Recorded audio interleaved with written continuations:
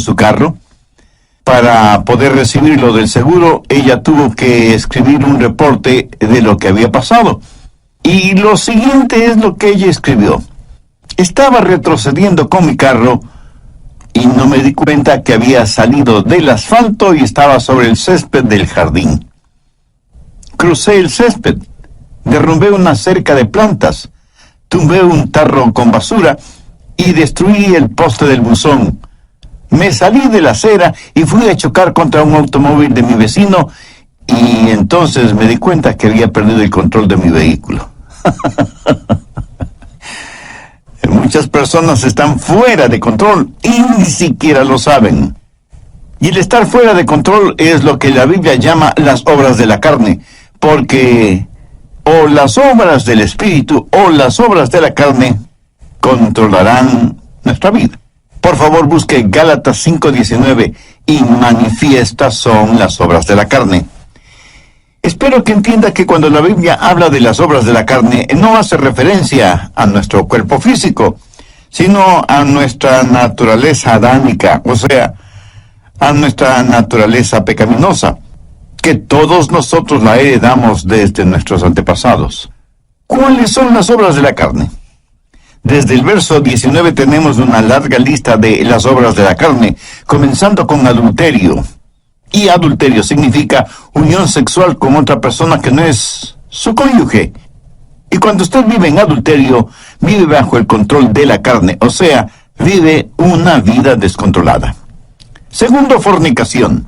Y la fornicación es sencillamente cualquier actividad sexual antes del matrimonio.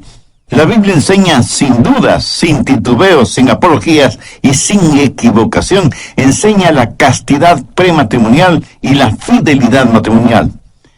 Cualquier persona que vive una vida de fornicación, vive una vida descontrolada. Tercero, inmundicia. Aquí específicamente se refiere a pensamientos sucios, impuros, depravados. Una persona que lee o se deleita mirando pornografía o películas explícitamente sexuales o cosas por el estilo, es una persona que vive en la inmundicia de las obras de la carne, o sea que vive una vida descontrolada. Cuarto, lascivia. Aunque esa es una palabra que no se la usa frecuentemente, literalmente significa falta de control o lo que podríamos llamar sensualidad. El vivir para los sentidos. Y esto no es necesariamente sexual. Puede ser la borrachera, la glotonería, o sea, un desordenado deseo por la comodidad, la ociosidad, el complacer a sus 5 sentidos, dejar que ellos controlen su forma de vivir. Eso también es una vida descontrolada. Quinto, idolatría. Y usted me dirá, pastor, nosotros somos gente moderna, civilizada. Nosotros no somos idólatras. Permítame hacer una pregunta. ¿Qué es un ídolo? Ídolo es cualquier persona o cosa que para usted es más importante que Dios. Cualquier cosa a la que ame más, tema más y sirva más que a Dios, eso es un ídolo. Y puede ser su familia, sus negocios, sus distracciones, sus pasatiempos. Nosotros, gente moderna y civilizada, tenemos cualquier cantidad de ídolos. Si usted está viviendo una vida de idolatría, si hay algo a lo que usted ame más, tema más y sirva más que a Dios, está viviendo una vida controlada por la carne, y eso también es una vida descontrolada. Sexto, hechicerías. La palabra hechicería procede de la palabra griega fármacos, y en realidad tiene que ver con el uso de drogas. En la actualidad se han inventado la frase drogas recreacionales, o sea, un cielo instantáneo. Lo trágico es que ese cielo instantáneo termina en un infierno eterno. Hechicerías, brujerías, sortilegios, drogas, ciencias ocultas, chamanes, limpias, y todas esas cosas están entrelazadas fuertemente entre sí. El pastor David Wilkerson solía decir: no he conocido a ningún hombre seguidor y adorador de Satanás que no haya comenzado primero abriendo su mente a experiencias místicas por medio del uso de drogas. Las obras de la carne siempre guían a una vida desordenada. Sexto, enemistades. ¿Está usted guardando algún rencor o resentimiento? ¿Está llevando algún odio en su corazón? Si usted tiene alguna amargura, algún rencor contra alguien, su vida está siendo controlada por su carne y por lo tanto está fuera de control. Séptimo, pleitos. Ahora esto conlleva la idea de división, de contienda. Parece que a algunas personas les encanta el comenzar algún argumento. No se llevan bien con nadie. Son como un puercoespín. Aunque tienen buenos puntos, es casi imposible acercarse a ellos. Octavo, celos. La raíz de los celos, mi amigo, es el egoísmo. El egoísmo llevado hasta el extremo puede producir increíbles tragedias. Un fanático celoso es una formidable arma terrorista. Un fanático religioso es una aterradora arma en manos de Satanás. Noveno, iras.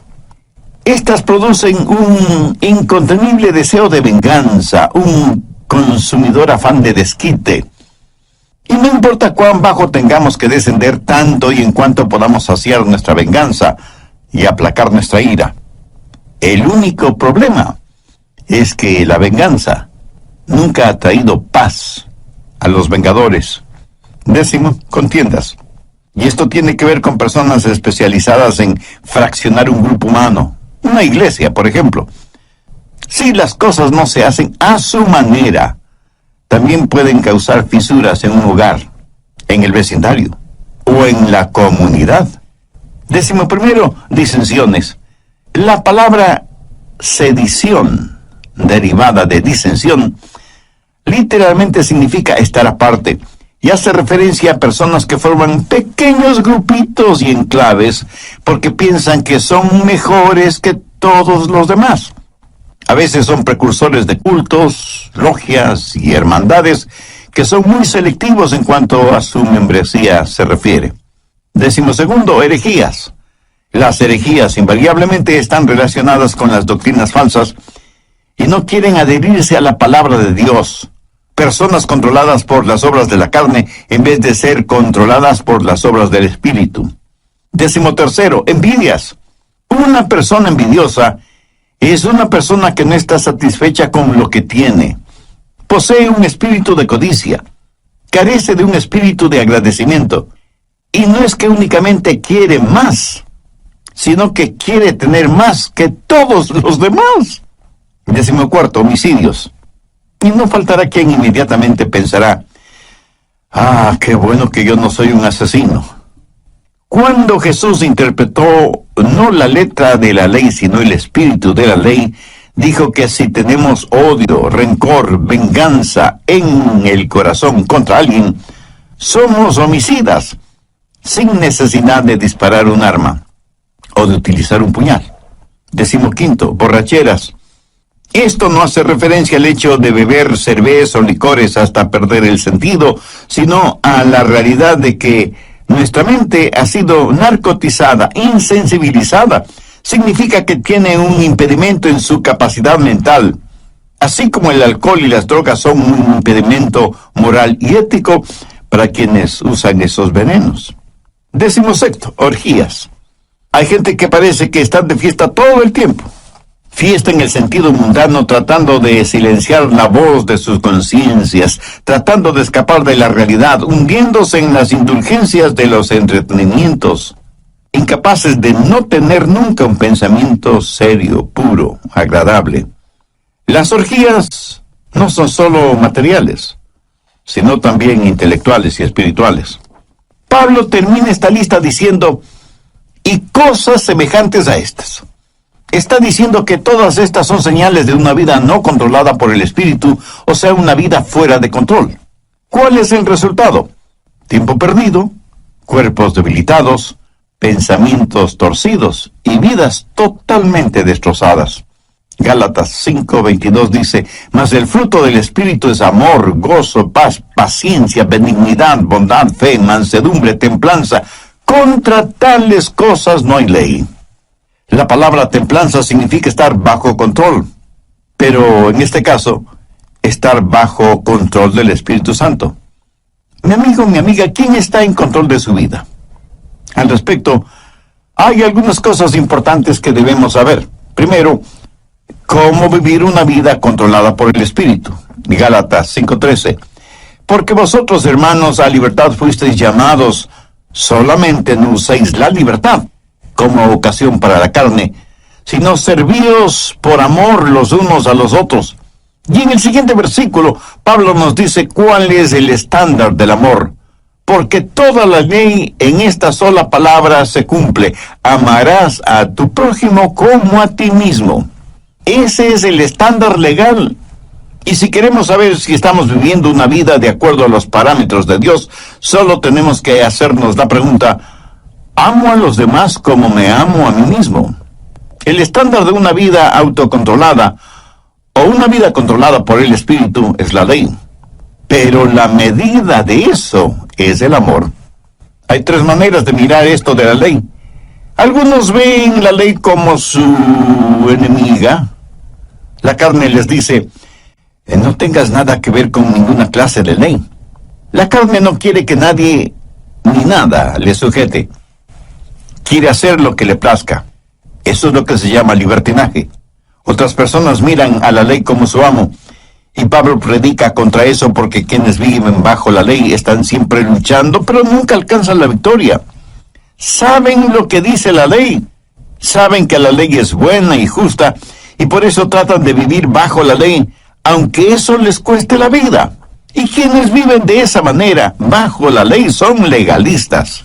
Recuerde que la vida cristiana no es una relación de ley, sino una relación de amor. Muchos viven vidas de negativismo y ven a la ley como su amo. Gálatas 5:1. Estad pues firmes en la libertad con que Cristo nos hizo libres, y no estéis otra vez sujetos al yugo de esclavitud. Bueno, ¿y cuál es el yugo de esclavitud? Es el del esfuerzo propio. Cuando usted ve a la ley como su amiga, eso es libertad. Y tenemos tres opciones: libertinaje, legalismo o libertad. Y la Biblia dice que hemos sido llamados a libertad y que debemos estar firmes en la libertad con que Cristo nos hizo libres. Ahora escúcheme atentamente. Libertad no es hacer lo que se nos antoja. Nadie es verdaderamente libre hasta que no sepa lo que es control. Yo no sé interpretar música en ningún instrumento musical, lo cual me pone triste a mí, pero eso le alegra a muchas personas. Ahora, suponga que quiero tocar el piano y tan pronto me siento frente al piano, sé que ese piano está regulado por ciertas leyes. Y solo las personas que han aprendido esas leyes musicales son las que pueden hacer surgir melodías de ese piano. El salmista dijo, tus estatutos han sido mi canción en el día de mi peregrinaje. Cuando la Biblia dice que tenemos una vida de libertad, y esa libertad está controlada por el Espíritu, recién y solo entonces sabremos lo que es la verdadera libertad. Pero ¿cómo tener ese control, esa disciplina en nuestras vidas? No por medio del libertinaje, sino por medio de la libertad en el Espíritu.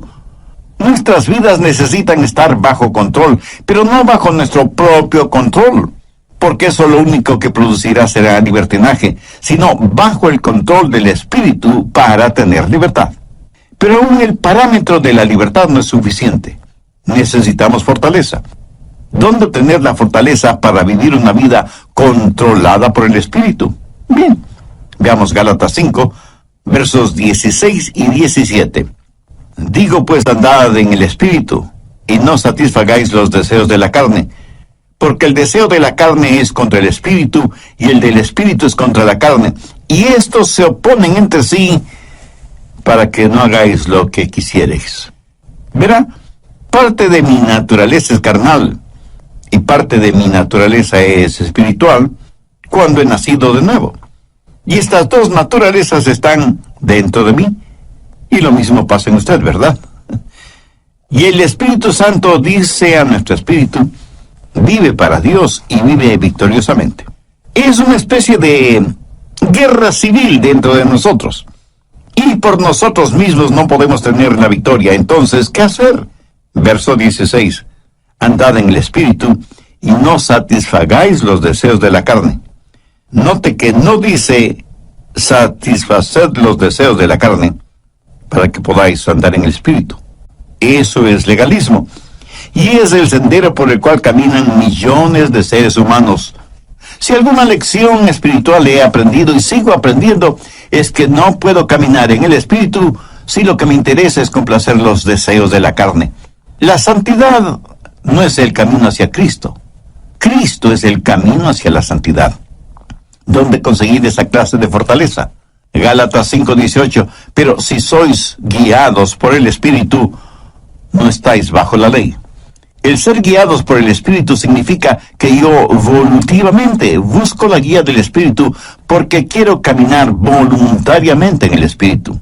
El estándar de la ley de Dios se manifiesta en el amor, y la fortaleza para esto es si caminamos en el Espíritu. Por lo tanto, la vida controlada por el Espíritu es el caminar en el Espíritu. Y todos sabemos lo que significa caminar, ¿no es cierto?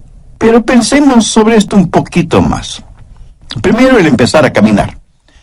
Un viaje de 1 kilómetro o de miles de kilómetros empieza con un paso. Voy a caminar de aquí hasta allá. Ahora, el comenzar a caminar es un acto de mi voluntad. Pero escúcheme, la vida controlada por el Espíritu, la vida espiritual disciplinada, no se vive por el poder de la voluntad, sino que se la vive por el poder del Espíritu Santo. Pero usted debe decidir. Y yo no puedo decidir por usted. Nadie, absolutamente nadie puede decidir por usted. Es algo que solo usted puede decidir. Y puede decir, voy a vivir guiado por el Espíritu. Veamos Efesios 5:18. No os embriaguéis con vino, antes bien sed llenos del Espíritu. ¿Por qué Dios dijo por medio de Pablo que no debemos embriagarnos con vino y que más bien seamos llenos del Espíritu Santo? Porque quiere darnos no solo un contraste, sino también una comparación. Porque ser llenos del Espíritu es como estar embriagados con vino. El hombre puede decidir qué es lo que va a beber. Esa es su decisión. Pero una vez que decide qué beber, lo que bebe toma control de él. ¿Lo entiende? Cuando está borracho, está bajo la influencia, bajo el control de aquello que bebió. Así que por un acto de su voluntad, usted decide ser lleno del Espíritu. Pero una vez que eso se hace realidad, es el Espíritu Santo el que tiene control sobre usted. Ahora usted está lleno no de vino, sino del Espíritu Santo. Es el comienzo de su caminar espiritual. ¿Cómo calificaría usted su caminar actual? ¿Carnal o espiritual? Si su caminar aún es carnal, no quisiera caminar. Hoy, el doctor Adrian Rogers, en la voz del pastor Lenín de Llanón, nos entrega la segunda parte de su mensaje, Cómo tener una vida controlada por el Espíritu. Desde el programa anterior estamos estudiando cómo tener una vida controlada por el Espíritu, teniendo como base bíblica lo que el apóstol Pablo dice en Gálatas 5, desde el verso 19 hasta el 23. Y manifiestas son las obras de la carne, que son adulterio, fornicación, inmundicia, lascivia, idolatría, hechicerías, enemistades, pleitos, celos, iras, contiendas, disensiones, herejías y cosas semejantes, acerca de las cuales os amonesto, como ya os lo he dicho antes, que los que practican tales cosas no heredarán el reino de Dios. Mas el fruto del Espíritu es amor, gozo, paz, paciencia, benignidad, bondad, fe, mansedumbre, templanza. Vimos también algo detalladamente el significado de estas obras de la carne, e hice énfasis en primer lugar en cómo vivir una vida controlada por el Espíritu, porque como también lo dijo Pablo en Gálatas 5:13, porque vosotros, hermanos, a libertad fuisteis llamados. Solamente no uséis la libertad como ocasión para la carne, sino servíos por amor los unos a los otros. Y en el siguiente versículo, Pablo nos dice cuál es el estándar del amor, porque toda la ley en esta sola palabra se cumple: amarás a tu prójimo como a ti mismo. Bien, continuemos.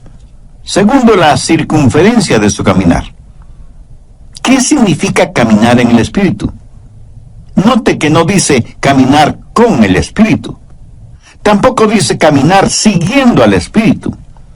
Claramente dice andad en el Espíritu. Para mí, eso significa que el Espíritu debe ser la circunferencia de su caminar.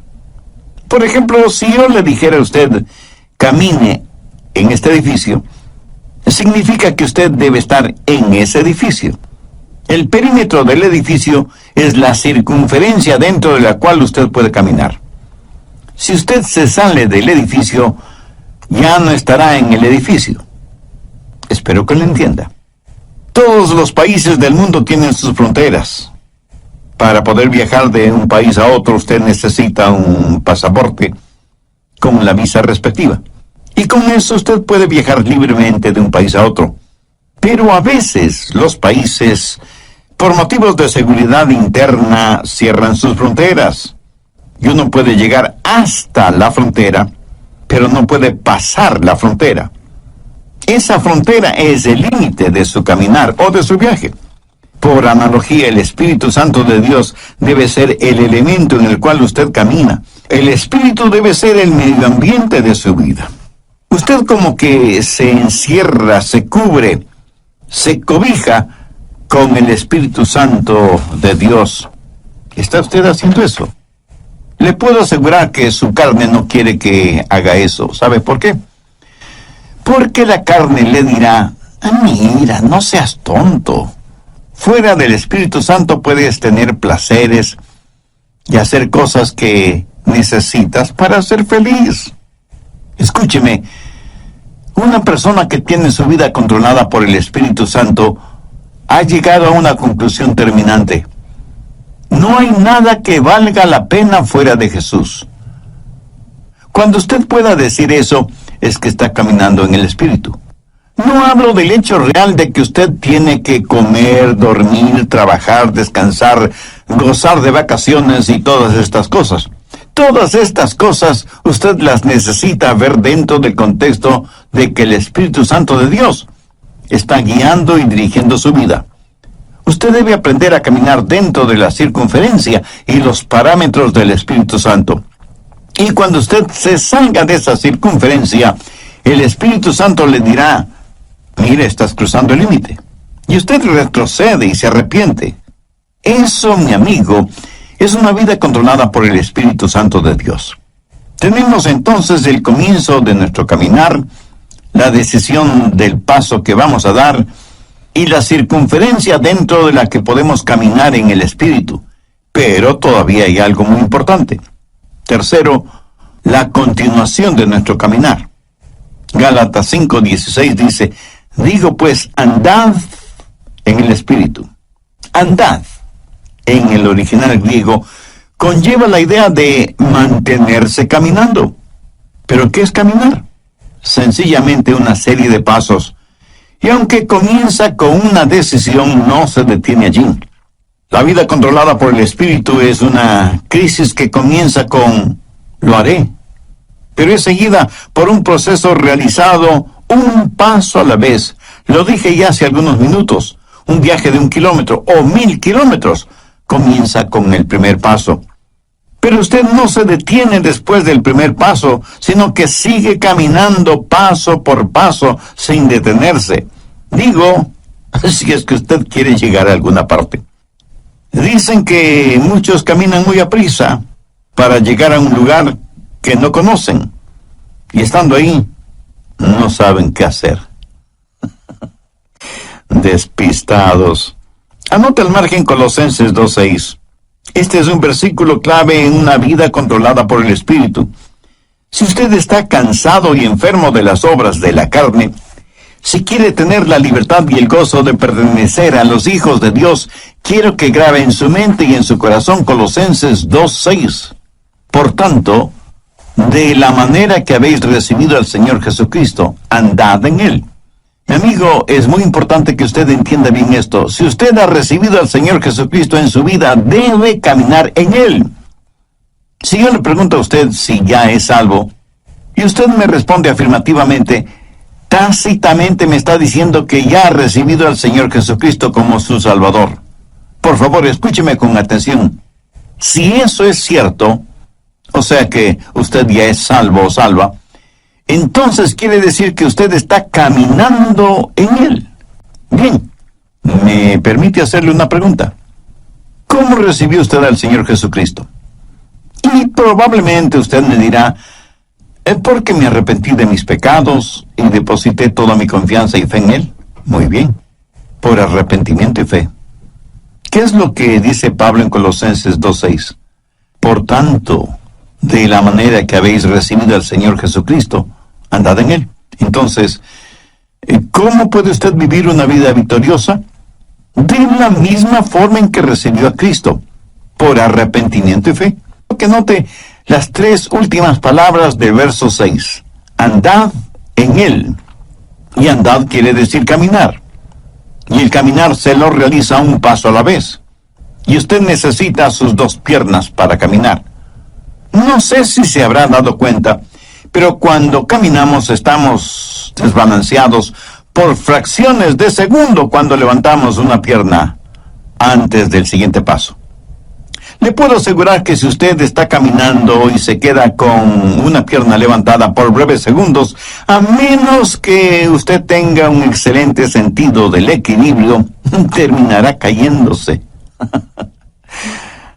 Así que ya puede ver la importancia de sus dos piernas al caminar. Ahora, ¿cuáles son las dos piernas de la vida cristiana? Arrepentimiento y fe. Pablo dice enfáticamente que si por arrepentimiento y fe hemos recibido al Señor Jesucristo, en arrepentimiento y fe debemos caminar en Él. Pero arrepentimiento y fe no es algo que usted hizo para salvarse, sino que es la forma de vivir de una vida controlada por el Espíritu. Y caminamos en el Espíritu para no cumplir con los deseos de la carne. ¿Cómo caminamos por arrepentimiento y fe? Entendamos lo que es arrepentimiento. Escuche atentamente lo que voy a decir, porque seguramente no será lo que usted piensa es el arrepentimiento, ni será lo que muchos definen como arrepentimiento. Arrepentimiento es la manera en que Dios se revela a nosotros, y fe es la manera en que Dios nos revela a Jesús. Y quiero que entienda bien esto, por eso vale la pena repetirlo. Arrepentimiento es la manera en que Dios se revela a nosotros, y fe es la manera en que Dios nos revela a Jesús. Arrepentimiento es cuando yo veo que estoy en bancarrota espiritual, y fe es cuando veo la gloria de Él. Cuando usted se salvó, cuando yo me salvé, lo hicimos por arrepentimiento y fe. Permítame compartir un poquito de mi testimonio personal. Cuando no era más que un muchachito, un jovencito, no sabía mucho de religión, y mucho menos de teología, por supuesto. Pero mi corazón tenía hambre de Dios. Luego escuché a un pastor predicando el mensaje de salvación y diciendo que solo en Jesucristo podríamos ser salvos. Hice esa decisión y le entregué mi corazón y mi vida al Señor Jesucristo. Le entregué todo lo que sabía de mí a todo lo que sabía de Él. Y francamente debo reconocer que yo sabía muy poco sobre mí mismo. Y obviamente muy poco sobre Jesús. Hasta ese momento no me había dado cuenta cuán pecador era. Y muchísimo menos, cuán glorioso era Jesucristo. Por eso digo que le entregué todo lo que sabía de mí a todo lo que sabía de Él. Pero desde entonces aprendí mucho acerca de mí. Y lo que aprendí acerca de mí no era muy agradable, que digamos. Y aprendí mucho acerca de Jesús, y Él es mejor, muchísimo mejor de lo que yo pensaba que era. Y porque recibí a Cristo con arrepentimiento y fe, comencé a caminar en Él. ¿Sabe por qué? Porque cada día aprendo más sobre mí. Y mientras más aprendo sobre mí, más tengo de qué arrepentirme. Pero también aprendo más sobre Él. Y mientras más aprendo acerca de Él, más y más confío en Él. ¿Lo entiende? Arrepentimiento y fe. A lo mejor a veces usted piensa, creo que realmente no soy salvo, porque si fuera salvo, ¿por qué tengo esta gran convicción de mi pecado? Mi amigo, usted tiene esa gran convicción de su pecado precisamente porque es salvo y está aprendiendo más sobre usted y más acerca de Jesús. Esa convicción no es una señal de que no es salvo, sino más bien una señal de que usted finalmente está entendiendo el significado de una vida controlada por el Espíritu. Lo que estoy diciendo sencillamente es que hay un comienzo en nuestro caminar espiritual, así como tuvimos un comienzo en nuestro caminar físico, biológico. Debemos voluntariamente aceptar la guía del Espíritu. No vivimos por el poder de nuestra voluntad, pero entramos y aceptamos la vida cristiana por una decisión volutiva de nuestra parte. Sabemos que hay parámetros, límites circunferenciales para nuestro caminar en el Espíritu, y que nuestro caminar no se detiene, sino que continúa paso a paso. Por tanto, de la manera que habéis recibido al Señor Jesucristo, andad en Él. Arrepentimiento y fe. Dar todo lo que sé de mí a todo lo que sé de Él. Y de pronto, súbitamente, usted descubre que usted no está en control, que Dios está en control de su vida por medio de su Santo Espíritu, y que su vieja naturaleza pecaminosa, carnal, ya no tiene nada que hacer en usted, porque ahora usted está caminando, creciendo en el Señor Jesucristo, guiado por el Espíritu Santo. Por lo tanto, la vida controlada por el Espíritu es un caminar. Algunas personas me dicen, el pastor, desde hace tantos y tantos años estoy firme en Jesús. Y yo, con todo respeto y con todo amor, simplemente les pregunto, hermana o hermano, ¿cuándo va a empezar a caminar? Está bien el estar firmes en la fe, pero para muchos parece que firmeza significa inmovilidad, en vez de significar un caminar firme. Resumiendo, permítame decir que el estándar de la ley de Dios es el amor, y la fortaleza de nuestro caminar en el Espíritu con arrepentimiento y fe, lo cual producirá en nosotros una verdadera satisfacción espiritual. Veamos una vez más Gálatas 5, 22 y 23. Mas el fruto del Espíritu es amor, gozo, paz, paciencia, benignidad, bondad, fe, mansedumbre, templanza. Escúcheme, el diablo utilizará a sus familiares y amigos no cristianos para que le digan, tú no quieres vivir esa clase de vida, es tan aburrida. Mi amigo, esa es la única clase de vida que vale la pena vivirla. Es la única vida que produce genuina y eterna satisfacción. El apóstol la identifica como fruto, y un buen fruto es por lo general delicioso, hermoso, oloroso y satisface. Una fruta es para ser consumida, para aplacar el hambre. ¿Tiene usted hambre por el Señor, por las cosas de Dios? Si no es por medio del Señor Jesucristo, esa hambre nunca podrá ser satisfecha. Una vida controlada por el Espíritu es una vida llena del fruto del Espíritu, o sea, es una vida llena de amor, gozo, paz, paciencia, benignidad, bondad, fe, mansedumbre y templanza. La carne y el Espíritu están luchando en usted ahora mismo. El resultado depende de usted. Si usted dice, voy a vivir una vida de libertinaje y ver la ley de Dios como mi enemiga, no voy a vivir una vida de legalismo y tener la ley como mi amo. Si dice eso, le estará dando la victoria a la carne. Pero si dice, voy a tener a la ley como mi amiga, voy a vivir una vida de verdadera libertad, voy a buscar la fortaleza del Espíritu Santo y buscar voluntariamente la guía del Espíritu Santo y dejar que Él marque los parámetros normativos de mi vida y que me ayude a encontrar todo en Jesucristo, voy a caminar un paso a la vez en arrepentimiento y fe. Si usted dice eso, Dios le dará libertad. La libertad con que Jesucristo quiere hacerle libre. Y si hay alguna disciplina de su parte, no piense que la disciplina es restrictiva. Ninguna persona es más libre que aquella que vive una vida controlada por el Espíritu. Si usted que me está escuchando ahora mismo no es una persona ya salvada, ¿por qué no deja que Dios tome el control de su vida? ¿Por qué no hacer de Jesús su mejor amigo. ¿Por qué no elevar su corazón a Dios este mismo instante y le dice: Dios, sé que soy pecador y estoy perdido espiritualmente. Necesito ser salvo y quiero ser salvo. Señor Jesús, tú moriste en la cruz para salvarme y prometiste hacerlo si deposito mi fe y mi confianza en ti. Pues este mismo momento, por fe, te invito a que vengas a morar en mi corazón y seas mi Salvador y mi Señor. Te entrego el control total de mi vida y pido